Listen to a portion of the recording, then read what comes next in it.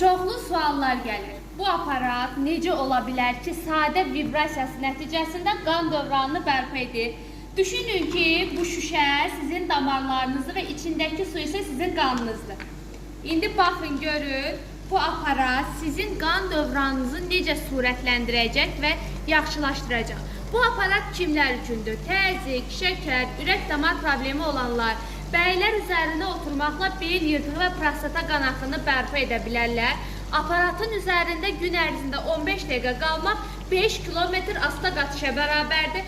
Aparat nə edir? Üzərində olan xüsusi asta rejimə qoyuram ki, rahat şəkildə görə biləsiniz. Bax, bu 100 sinir nöqtəsi ayaq altına təmas etdiyi halda bu gördüyünüz iki lampa vasitəsilə də qan dövranını sürətləndirməyə kömək edəcək. İki rejimdə çalışır.